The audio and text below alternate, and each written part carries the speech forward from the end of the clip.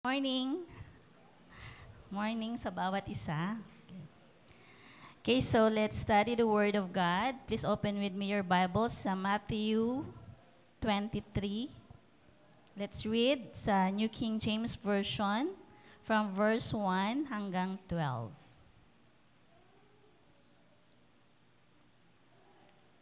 Okay, so sabayan niyo po akong magbasa. Okay, so verse 1, Then Jesus spoke to the multitudes and to his disciples, saying, The scribes and the Pharisees sit in Moses' seat. Therefore, whatever they tell you to observe, that observe and do. But do not do according to your works. For they say, and do not do. Verse 4, For they bind heavy burdens, hard to bear, and lay them on man's shoulders, but they themselves will not move them with one of their fingers. But all their works they do to be seen by man. They make their phylacteries broad and enlarge the borders of their garments. Verse 6, They love the best places at feasts and best seats in the synagogues, greetings in the marketplaces, and to be called by men, Rabbi, Rabbi. Verse 8, But you do not be called Rabbi, for one is your teacher, the Christ. And you are all brethren. Do not call anyone on earth your father, for one is your Father, he who is in heaven. And do not be called teachers, for one is your teacher, the Christ. Verse 11, But he who is greatest among you shall be your servant, and whoever exalts himself will be humbled, and he who humbles himself will be exalted. Okay, so let us pray. Father, we thank you for the reading of your word. And God, we pray for your Holy Spirit to be in our midst, O God. And may you help us to understand your word, O God, as we study it. And that, Lord, let your name be praised, let your name be glorified, you and you alone, O God. Father, this we pray in Jesus' name. Amen. Amen. Okay, so for the previous weeks, ay pinapag-aralan po natin yung yeast of the Pharisees. Okay, so we are in the series of removing the yeast of the Pharisees. Okay, so i-review nga po natin. Okay, so yung ano po yung first yeast na inaral po natin. Okay, so yan po yung unbelief. Okay, so unbelief will not see miracles, or someone who has doubt ay hindi po siya makaka-experience ng miracle. So ito po yung naaral po natin about the first yeast. And unbelief shakes our faith. Kaya nga, we have to believe in Christ and be the disciples who put faith first. Okay, so meron po tayong core values sa church na faith before reasoning. Okay, so we have to put our faith in the Lord before we reason out na kasi ganito. Okay? Okay, so yun po yung una, unbelief, the yeast of unbelief. And then next is the yeast of unloving. Okay? So the unloving people only see sinners. So yung mga unloving people ay parang ang nakikita lang sa mga kapwa, sa mga kapatid, o kaya sa kapamilya ay yung mali. Okay? So, makikita natin na ang taong ito ay wala siyang love sa kanyang puso. Okay? So, ito po ay isa sa love or isa sa yeast ng mga Pharisees na we need to remove sa atin pong buhay. Okay? So, the unloving people, they do not know the heart of God. Of course, God is love. Kaya naman, yung merong yes ng unloving ay hindi nila alam kung ano yung nasa puso ng Panginoon. Okay? So, they are also unhappy. Of course, wala silang love, wala silang joy. Okay? So, walang fruit of the Holy Spirit sa kanila. Okay? They are unhappy, they are living in anger, at sila din po ay bitter. Okay? So, ito po yung mga tao na meron pong yes ng unloving. Okay? So, and then the third is the yeast of dead tradition, o kaya yung mga tinuro sa atin noon ang atin pong mga ninuno na wala naman sa salita ng Panginoon. Okay? So, ito po yung one of the yeast of the Pharisees, that tradition or the yeast of tradition. Okay? So, in here, naaral po natin na real piety is returning to God's commandments. So, we need to study the Word of God lang. Okay? So, kung ano po yung mga kinuman po ng Panginoon, yun po yung atin pong susundin at yun po yung atin pong gagawin. Okay? So, kung ano lang ang nasa Bible, yung salita po ng Panginoon. Kagaya po ng ginawa po natin recently, we celebrated the Feast of Tabernacle at yan po ay pista ng Panginoon. Okay? So, let us remove the yeast of tradition. Okay? And then real holiness is removing yeast from the heart. And becoming holy, it is not our work. It is God who makes us holy.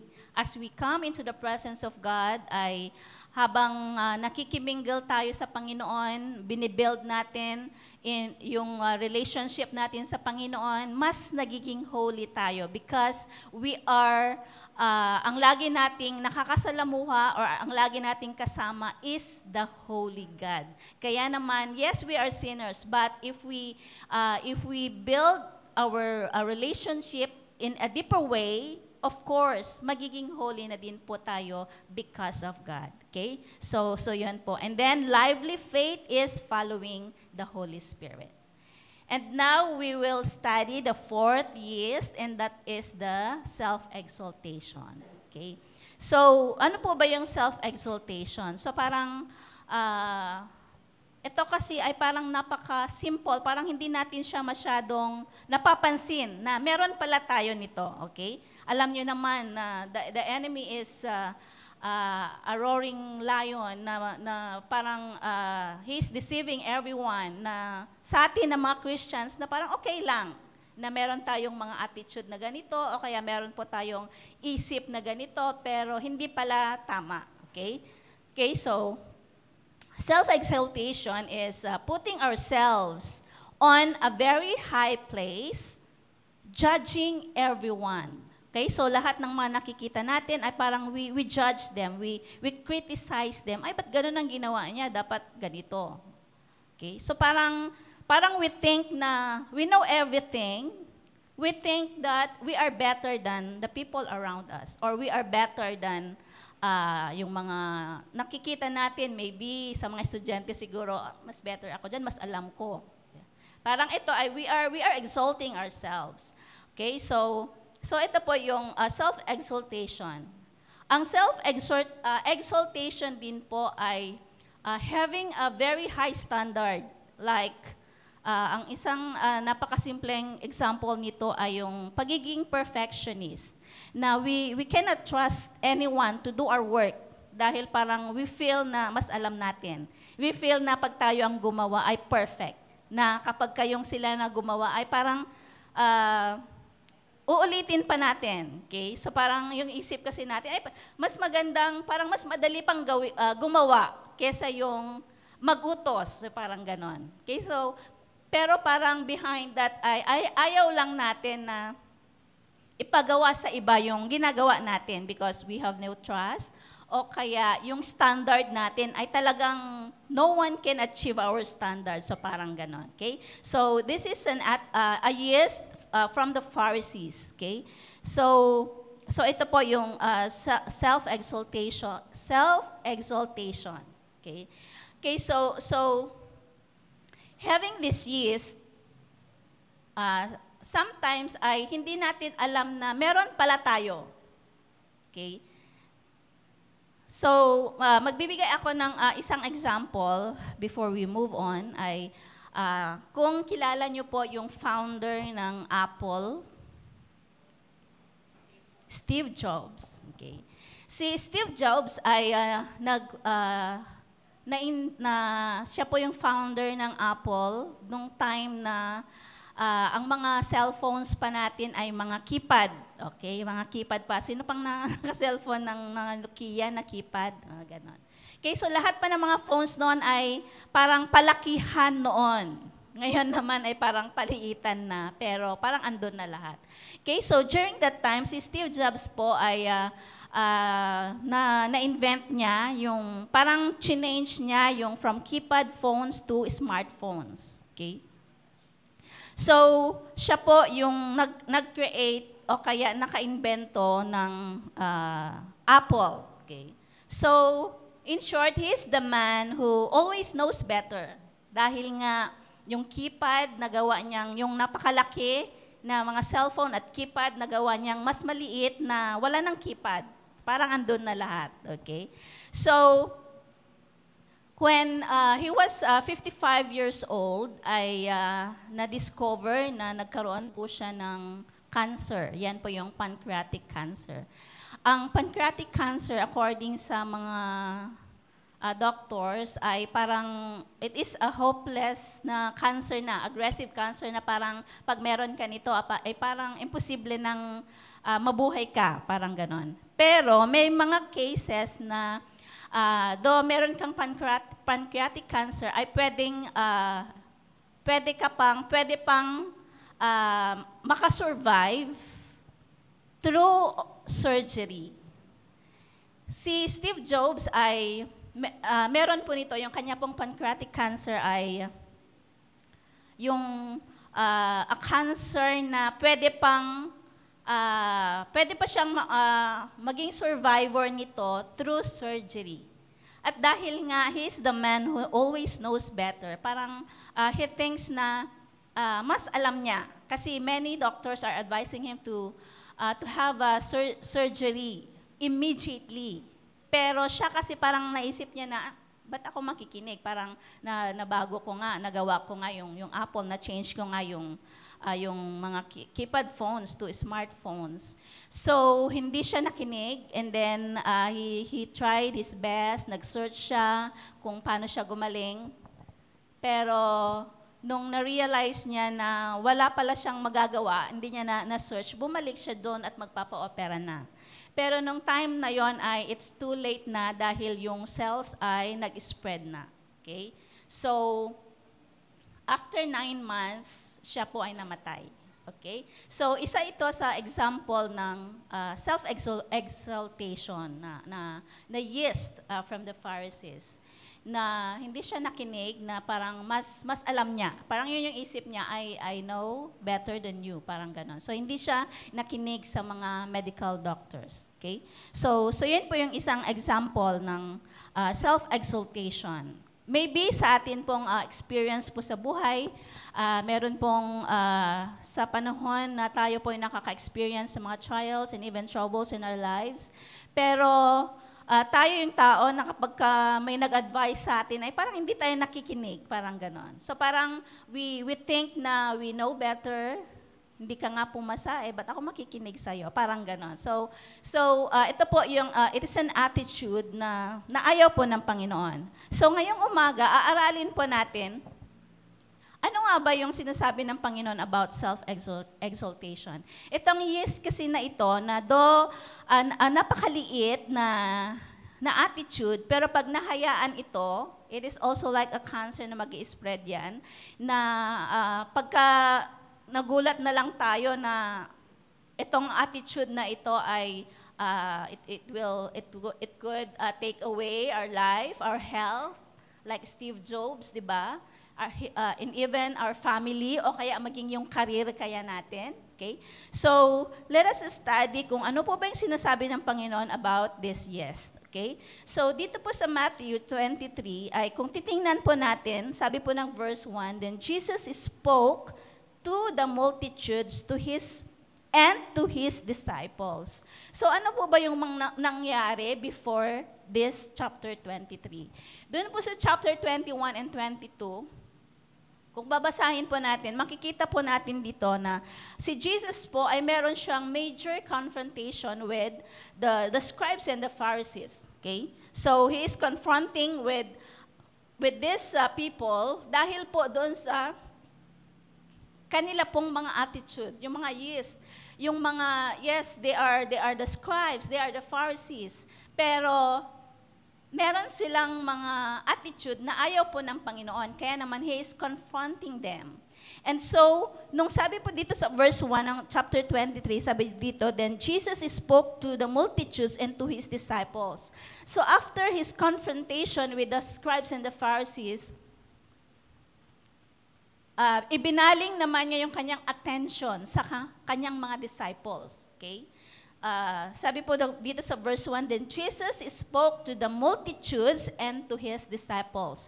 Hindi lamang sa kanyang mga disciples sinabi ang mga ito, kundi maging sa mga taong nakikinig sa Kanya. Okay? Dito sa verse 2, sabi niya, ano po ba yung sinasabi ng ating Panginoong Jesus sa kanila? Okay? So, then Jesus spoke to the multitudes and to His disciples saying, the scribes and the Pharisees sit in Moses' seat. So ano po bang ibig sabihin ng atin pong Panginoong Jesus dito?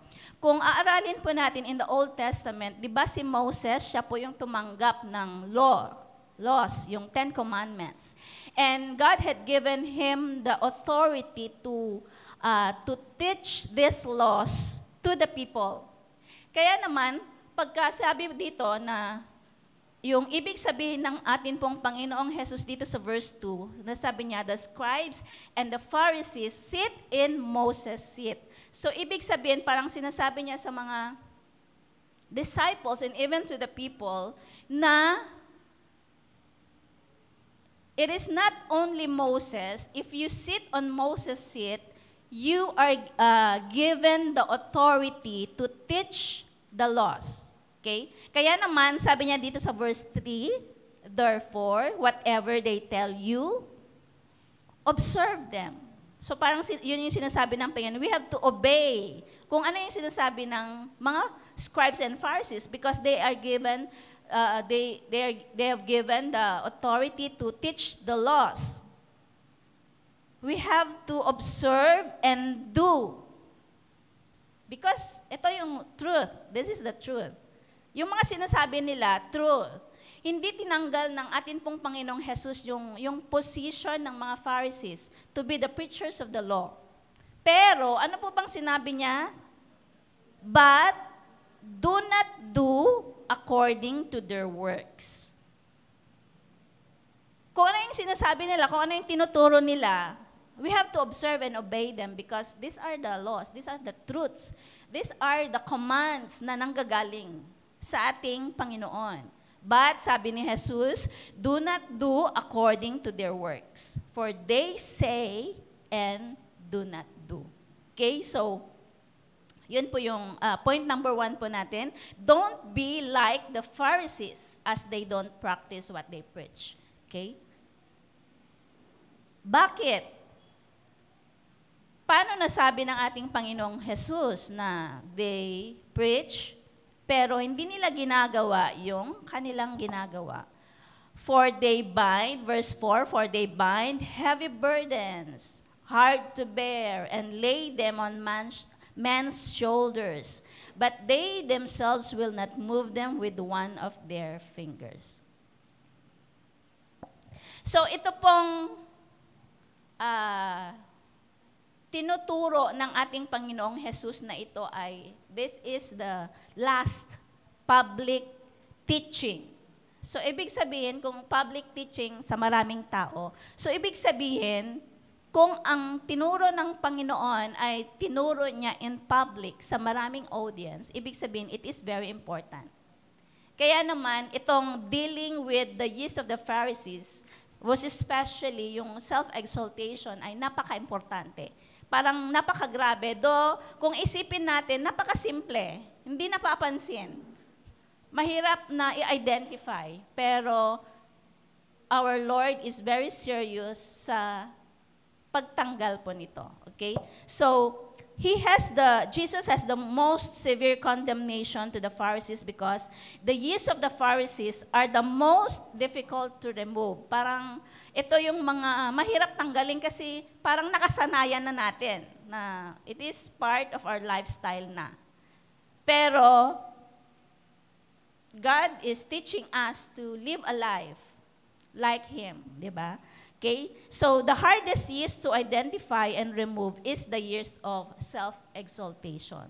Sabi ko nga kanina, parang mahirap ito i-identify na meron pala tayo nito. Okay? So, ano po ba yung mga examples sa mga turo ng mga Pharisees na hindi nila sinunod? Okay? Kung nabasa po ninyo yung offering, dun po sa Luke, kasama po yung widow na nag-offer po ng 2 mites, na andun po ang atin pong Panginoong Jesus na sinasabi sa mga disciples, observe kung paano sila magbigay. May mga nagbigay ng malalaki, may mga nagbibigay ng konti. Okay.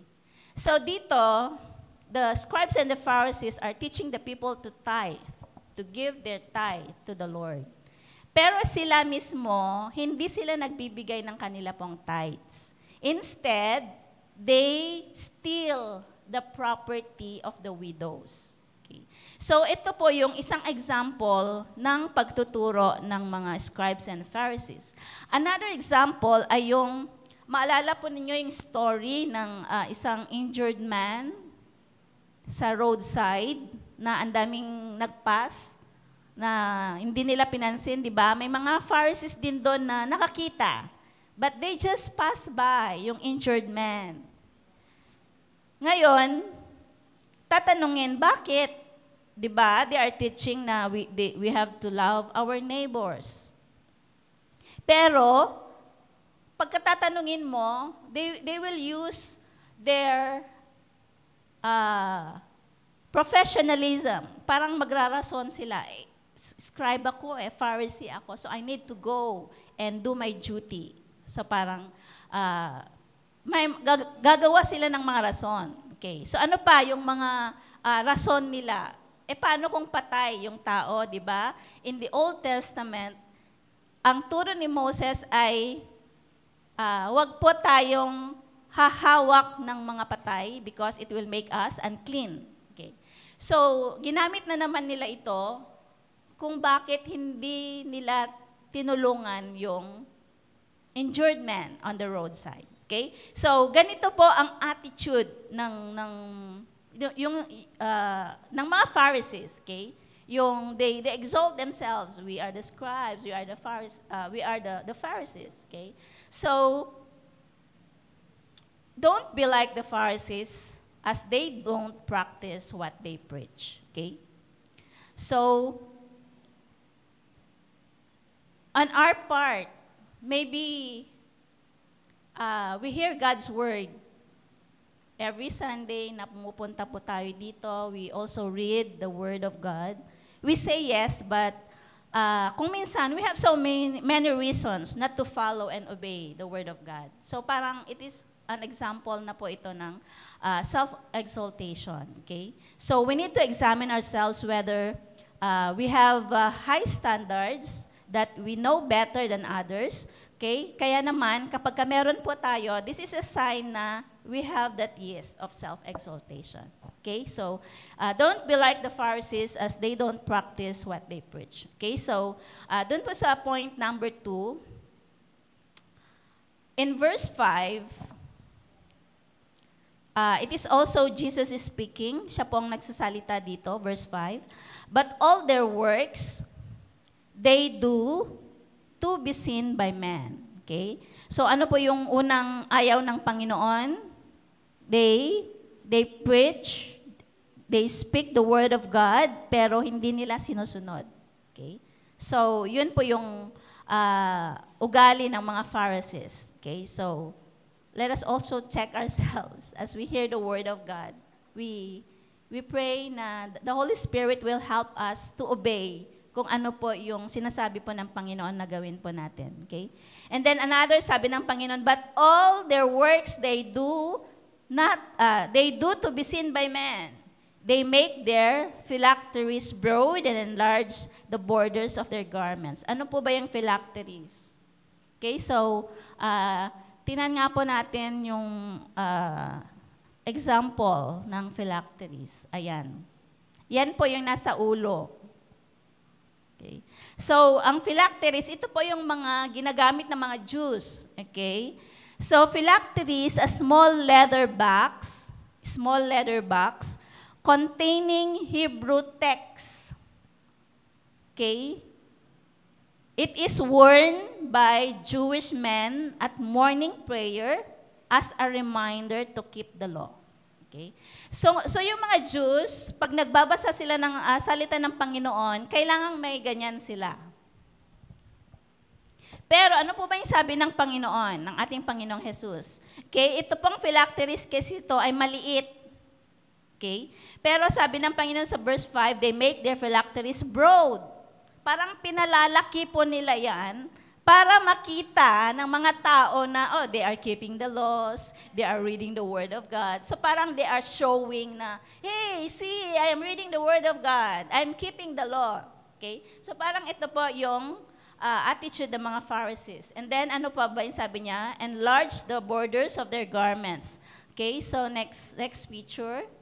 In other translation kasi, ang sabi niya dito, ito yung mga tassels. Ito po yung mga nilalagay ng mga pare, yan. Ito yung cloth na yan, okay? So sabi niya, kung yan kasi, depende kasi sa laki mo, baby hanggang dito o kaya hanggang dyan. Pero sabi po dito, they enlarge the borders of their garments. Ayan, parang ang laki. Para makita ng mga tao na they are being guided by the Word of God. Ang work kasi nito ay, di ba, parang nako-cover pati yung kamay mo. As they walk, yung parang they are reminded na the Word of God, they are guided in their walk.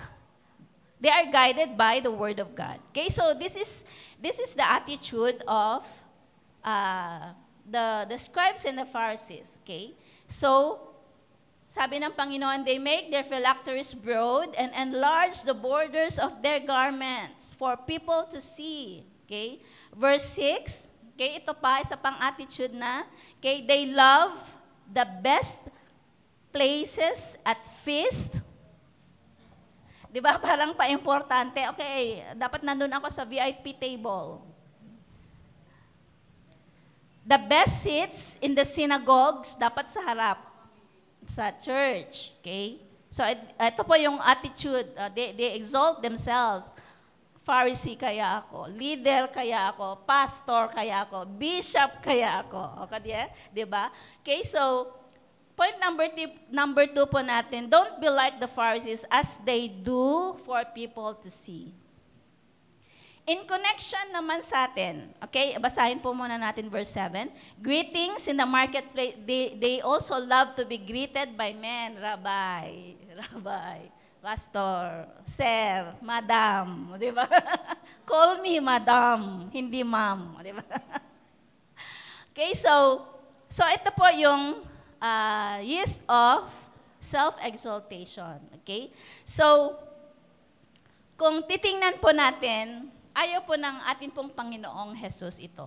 Okay? So on our part naman, i-relate po natin sa sitwasyon natin ngayon in the marketplace, kung tayo po ay mga superiors, let's check ourselves na wag naman nating i-down yung mga subordinates po natin. Let's treat them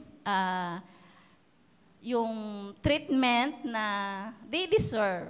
Parang ganon. Okay? Na hindi porket manager tayo o kaya we are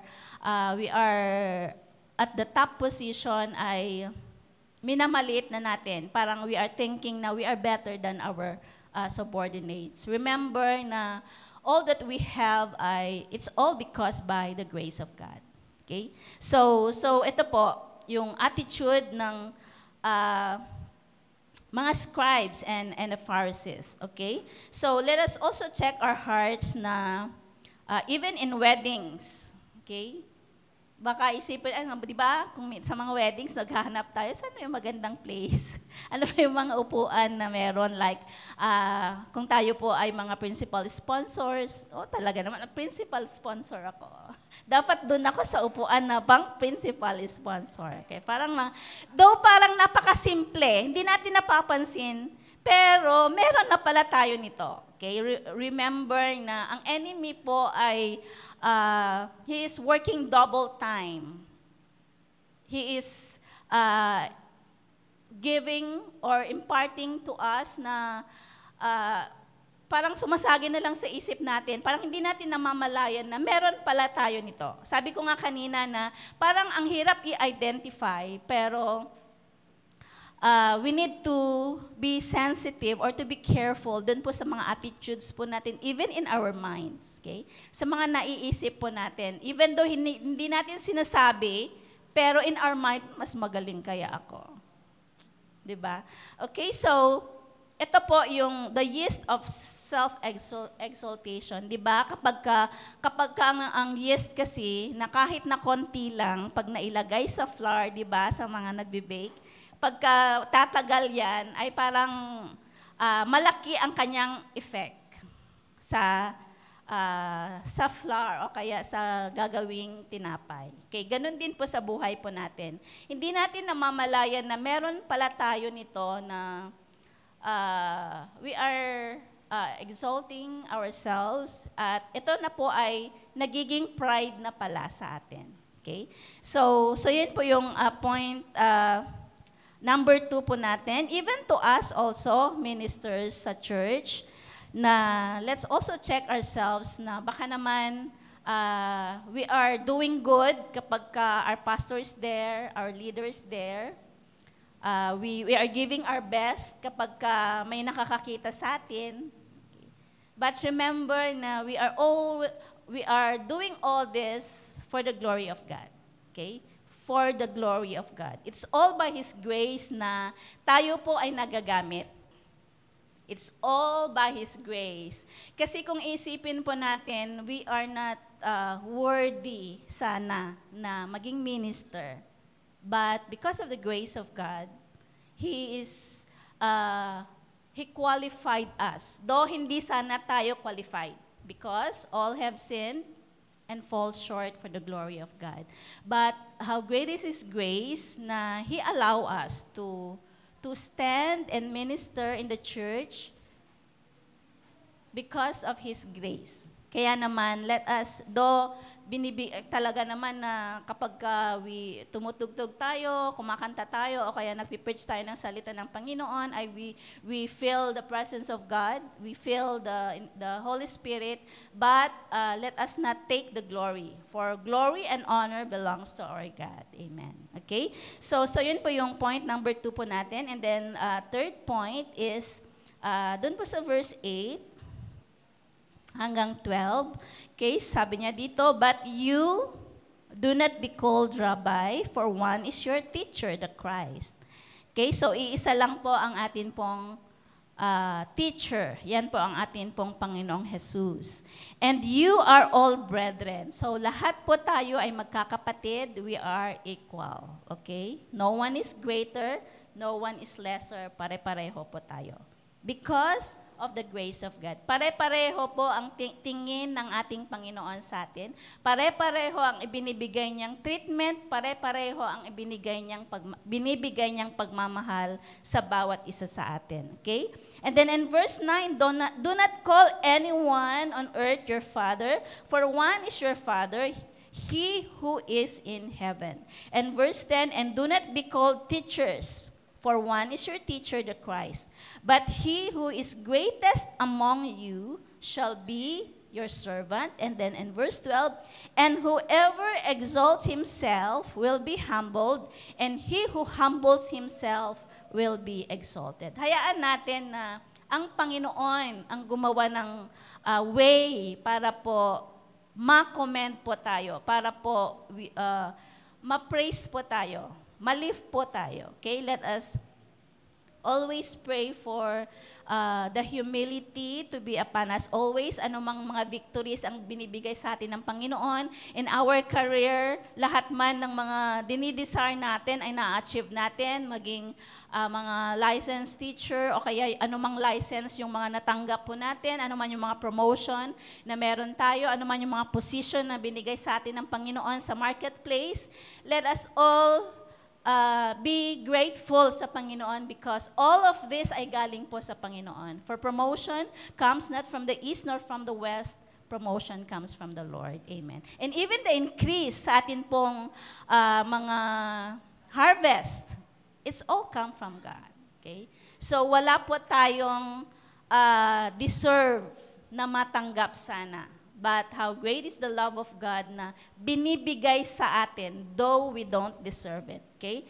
So, ulitin ko po, and whoever exalts himself will be humbled, and he who humbles himself will be exalted. Okay? So,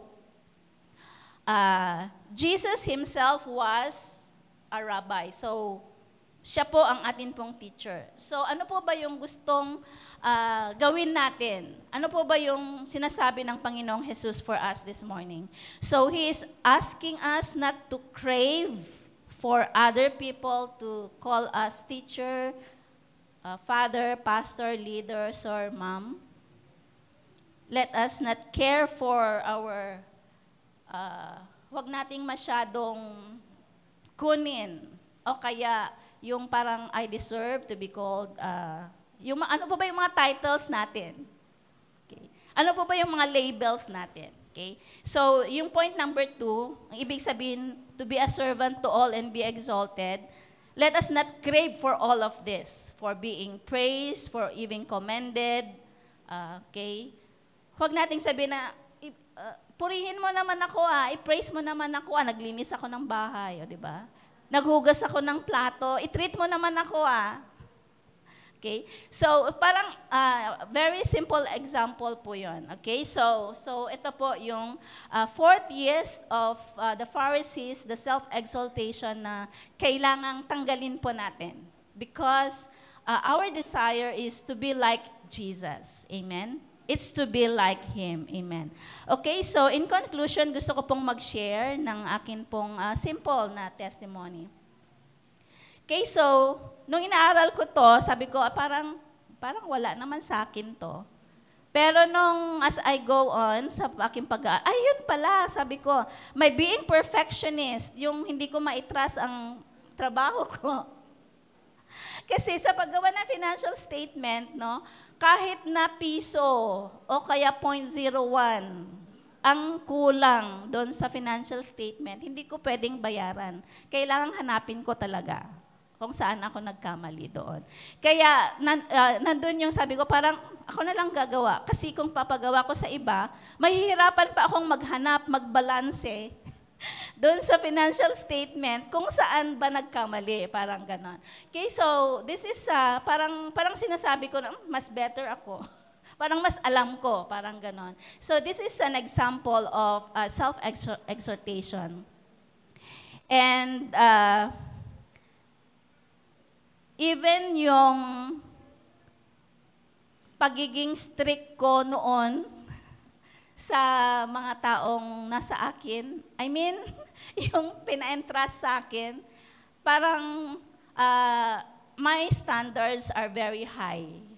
So sabi ko, ayun pala yun. So it is a yeast of self-exhortation. And I really thank God dahil nandyan siya na nagre-remind talaga na I need to examine myself always. Dahil iniisip natin ngayon, wala naman ngayon. Siguro bukas, okay, the other day, kapag ka naging license na tayo, na ano kayang license yan, o kaya nakuha na natin yung inaasam-asam natin na posisyon.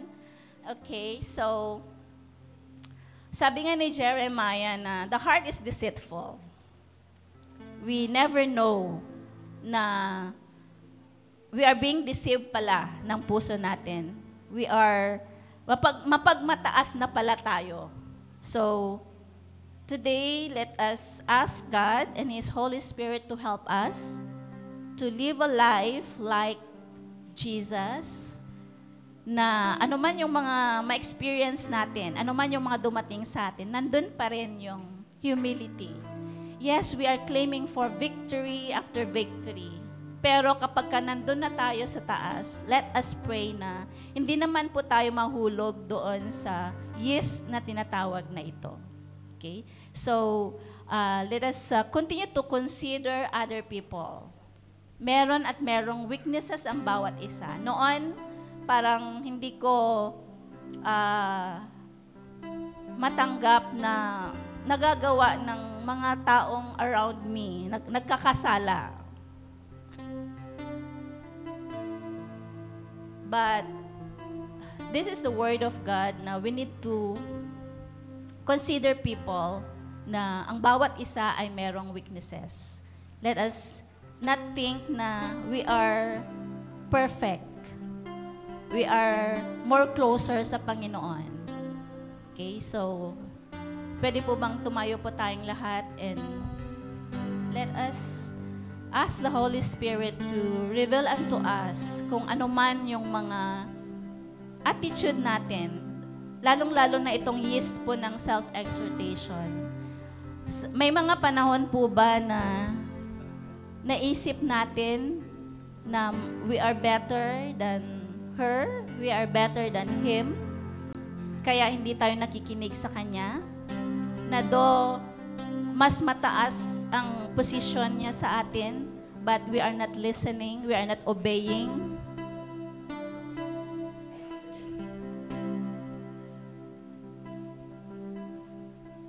Hallelujah. Okay, so let us worship our God.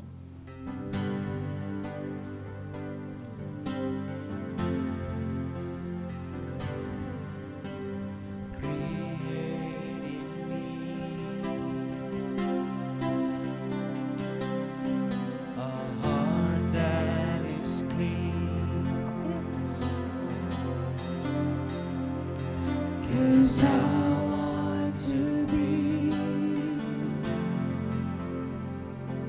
who you want me to be. The depths of my soul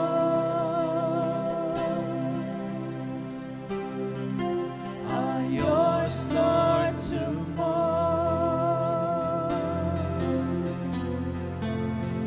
'Cause I want to be who you want me to be. Let's sing it from the beginning. Yes, Lord, create in us. Create in me a heart that is clean. 'Cause I want to be who you want me to be. The depths of my soul are yours, Lord, to mold. 'Cause I want to be who you want me to be. Holy Spirit, Holy Spirit, fill me.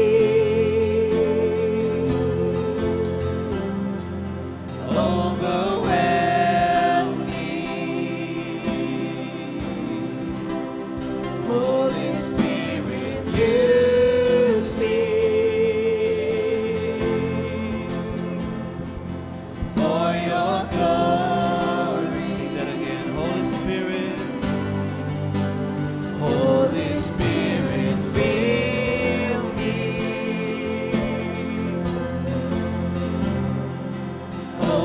Overwhelm me.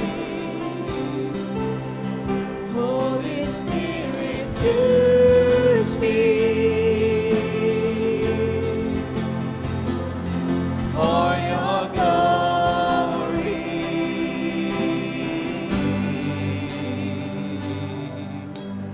Here's my life. Let it be a living sacrifice. All that I am, surrender it to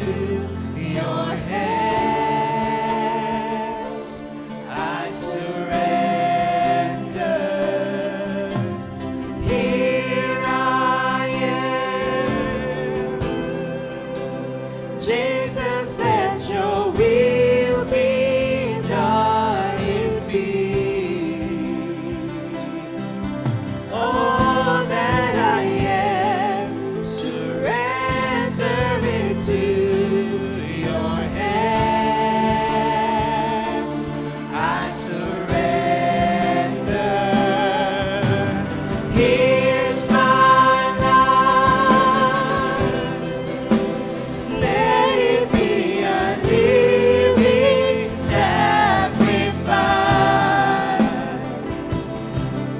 All that I am, surrender into your hands. I surrender. Here I am. Jesus, let your will be done in me. All that I am, surrender into your hands. I surrender. I give it all, my heart and soul. Jesus, I'm living for you. You have it all. Yes, Lord. My heart Can we and all raise up our hands to soul. our God? Jesus, I'm living for you. Yes, Lord, I give it all. I give it all, my heart and soul. Jesus, I'm living for you. You have it all, my heart and soul. Jesus, I'm living for you. Here's my life. Let it be a living sacrifice. All that I am, surrender into your hands. I surrender. Yes, Lord. Brothers and sisters, now is the time to talk to our God. Holy Spirit, let us ask the Holy Spirit to reveal unto us kung ano man yung mga meron tayo na alam nating ito ay yeast ng self-exaltation. And let us ask Him to remove into our lives. Yes, God. Holy Spirit, come. Holy Spirit, reveal unto us. Kung meron man kaming nitong mga attitude, Lord, like the attitude of the Pharisees. Kagaya ng mga inaral po namin, they preach, but they didn't do what they preach, oh God. They work for people to see, for people to commend them. God, we pray, may you search us this morning, oh God. May you search our hearts. Test our minds, oh God. Holy Spirit, come. Lord, we acknowledge na kung minsan, Panginoon, we have this yeast. We exalt ourselves. We think, Lord, na we are better than other people. Maging yung standards po namin, Panginoon, ay napakataas. We even check people when they speak. we even check their grammars. We even check how they deliver it. We criticize them. Lord, we're asking, Father, for your forgiveness. Oh God, oh God. Hindi po namin kayang tanggalin ito, Panginoon. So Holy Spirit, we need you. Holy Spirit, come. May you bring down your fire. May you bring down your fire, oh Lord God, in me. Lord, may you consume, oh God, every yeast na meron kami, Panginoon, sa aming puso, sa aming isip. Panginoon, may you remove it, oh God. In the name of Jesus, in the name of Jesus, in the name of Jesus, may you remove it.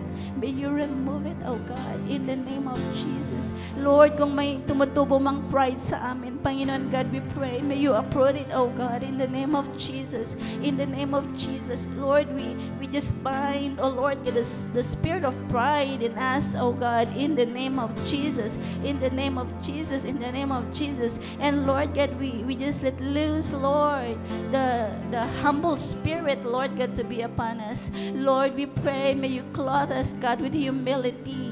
Panginoon, na kahit na, Panginoon, you made us experience, Father God, the victory after victory. But Lord God, we pray, Lord, na nandun pa rin, Panginoon, yung humility. Nandun pa rin, Panginoon, yung pagpapasalamat, Panginoon, acknowledging that all that we have, all that we receive, oh Lord God, comes from you, Lord. And so, Lord God, we pray, Lord, na itama mo, Panginoon, ang amin pong puso at isipan, oh God. And Lord God, may you also help us, Father, na maging careful kami sa mga iniisip namin, Panginoon, sa mga nakikita po namin, mga peers namin, sa mga colleagues po namin, Panginoon, and even, Lord, to our classmates, God, we pray, may you guard our hearts, Lord, may you guard our minds, Lord, that God, mabuhay nga po kami, Panginoon, na kagaya mo, oh God. And so, Lord God, we pray na ikaw po, Panginoon, ang maitaas sa amin pong mga buhay, oh God. And so, Lord God, we just thank you. We just thank you, Father God, for today. We thank you, Panginoon, sa naaral namin ngayong umaga, the yeast, Father God, of self-exaltation. And Lord, may you continue, Father God, na tulungan kami, Panginoon, to be humble always, O Lord.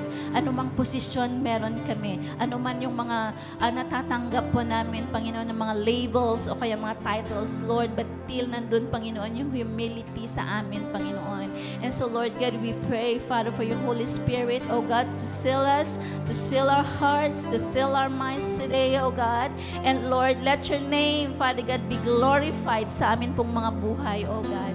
Maging, Panginoon, sa araw na ito, God, we just thank you, Father God, for today. We thank you for a very good day, O Lord.